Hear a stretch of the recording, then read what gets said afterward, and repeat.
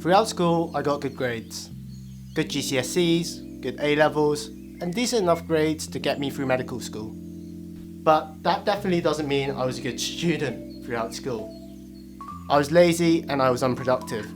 I always put schoolwork as my bottom priority, and as a result, I often got D's, F's, and even U's in mock exams. I just wasn't very good at working consistently throughout the term.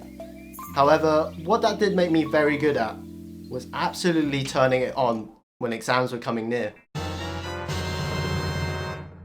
And this probably isn't a good trait to have developed, but I've become very practiced at getting into exam mode.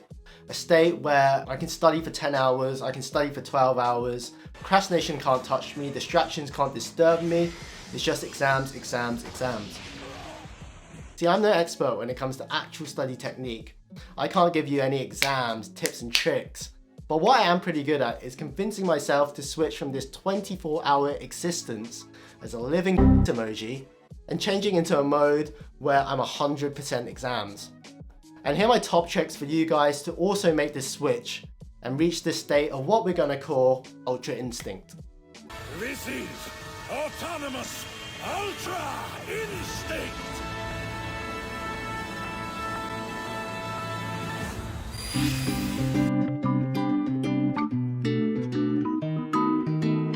Okay, so the first tip is a little bit wordy. Like, what does substantiate even mean? No one knows what it means, but it's provocative. Well, what I mean is I'm going to work out exactly how much I don't know. I want to work out the amount, I want to give it some shape, I want to give it some size, I want to materialize it, I want to build a mountain out of it, so I can start chipping away at it. And how do you work out how much you don't know? Well, I do a mock exam before I've done any studying and before I've done any revision. I'm only going to do one because I don't want to waste any more mock exams at this point. I know I'm going to do terribly. I know I'm probably going to fail. But it's going to give me a good perspective of my baseline. It's going to truly show me the gap between where I currently am and where I want to be. If we're going to carry on with this terrible anime analogy, I'd liken it to when the main character goes and fights his first boss battle. He's probably going to get destroyed. He's probably going to get put in his place. But at least he knows where he stands. At least he knows how much training he has to do before he can go back and fight that boss.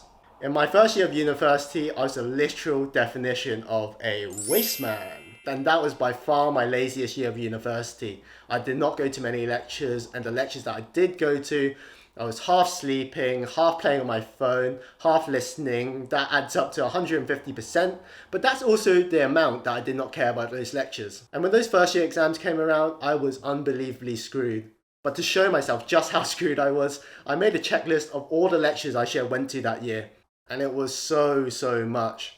But now I knew my exam date, I knew how many lectures I had to get through, knew how many days I had left. So I was like, okay, I need to do this many lectures in this many days before this exam date. Okay, we've got a bit of a plan here. I know a lot of people really like to use revision timetables, but I find that for myself, they just don't give me enough of a grasp on how much I have to do each day. Whereas with a checklist, I know exactly how much is on my plate each day, so I get working on the plate. Ah, I sure was hungry. Can I have another bowl, please?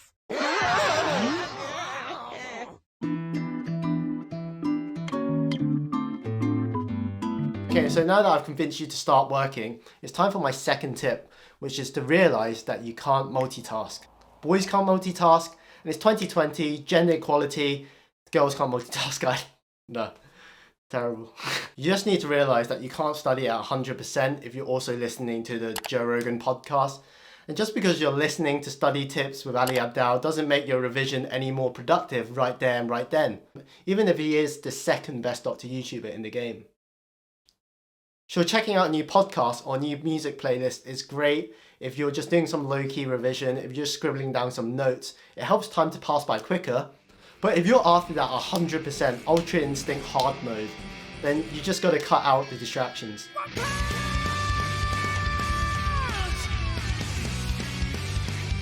That being said, there is a reason that the lo-fi study beats girl is as famous as she is today, and that's because simple instrumental beats can be beneficial to studying. Research has shown that. I'm going to leave a Spotify playlist in the description down below, and I listened to this throughout university. It's just straight up lo-fi heat that gets me in that state of zen to study. The playlist is called Mellow, but the way I've spelt it, it kind of looks like meow with 2 lines in between it. But I'll leave a link in the description so you don't need to waste time making a playlist yourself, because I know you were thinking about it, you procrastinating piece of...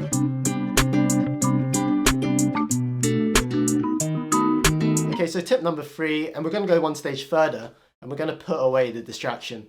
The trick here is to use your innate laziness to your advantage. Distractions are distractions because they're so easily accessible. But the key is to make it so much effort to access that distraction that you'd rather just go and work. At uni, my crux was FIFA, and I spent so many hours on Ultimate Team. So every exam season, I would unplug my PlayStation, put it into a suitcase, padlock it, and place it at the back of the cupboard. Now it meant that if I wanted to hear that familiar, I'd have to actually go and put in some physical effort. At A-levels, my crux was League of Legends. So I uninstalled it, and every time I felt like playing, I'd have to wait so many hours for the game to install. At GCSEs, my crux was old Pokemon games on internet emulators, and the solution to this was growing up. Now, not all distractions are so easy to put away.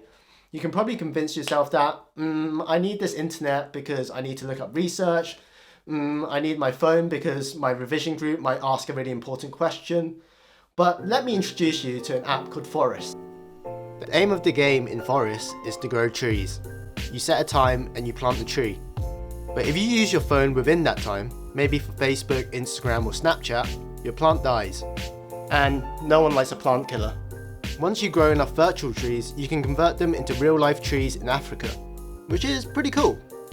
You can whitelist Spotify if you want to listen to music, you can whitelist Messenger if you need to ask your friends a question, and you can also get Forest as an extension for Google Chrome. This isn't sponsored by Forest or anything, I just really like the app. Next tip.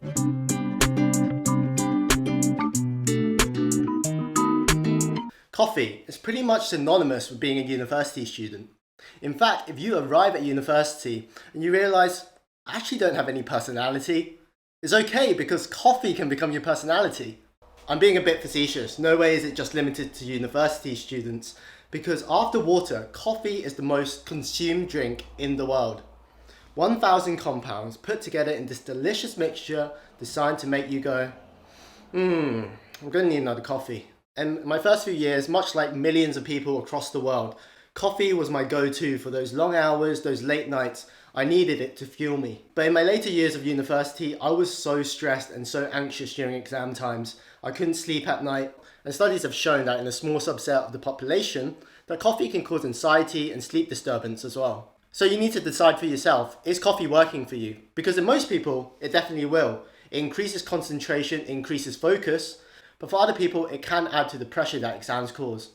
And jumping onto the topic of stress, let's change the question, will coffee work for you, to will stress work for you? Sure, it's quite normal to be stressed during exam times. It's our body's natural fight or flight response after all. And for a lot of us, exams are as fight or flight as it's going to get. Stress to a certain amount can get you to work really well. But at the same time, we need to realise that we're not actually living in Dragon Ball Z. You can't just put yourself in the hyperbolic time chamber, crank up the pressure, and expect your mind and body to take it. I know from personal experience that stress is something very hard to control.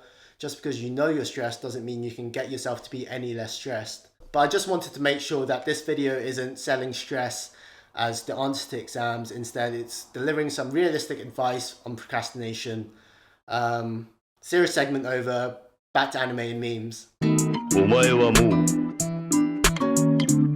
死んでいる。 Okay, final tip, study buddy. Not much to explain about a study buddy, it is what it is.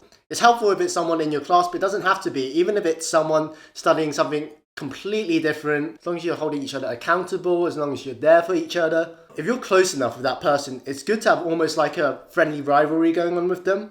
Like, where would Goku be without Vegeta? Where would Ash be without Gary Oak? Where would Deku be without Bakugo? Where would coronavirus be without 5G? Whoa, what? And that's it, that's the end. Those are my 5 hot tips to get you into study mode. Actually, I will end it on this. All this studying at the last minute, not studying throughout the term, is not a good way to learn. It's not a way to retain long-term information. It's going to hurt you in future years when you come out of school and you come out of university and realise you don't actually know anything. It's a mindset that I had to leave behind after my first year of uni. But I think these tips are still really useful if you have studied, if you're not starting from scratch, if you still need that little bit of a boost to get into exam mode. So take these tips, go out there, go study, go Super Saiyan, go Ultra Instinct, go save the world, and then come back and like and subscribe the video. Okay, thanks, bye. Exams are as fight or flight, fight or flight, fight. Exams are as flight as flight, flight or flight, fight or flight, fight or flight, fight or flight. Exams are as flight, fight or flight. Exams are as flight or flight, fight or flight, fight or. Exams are as flight or flight. Exams are as fight or flight as they get.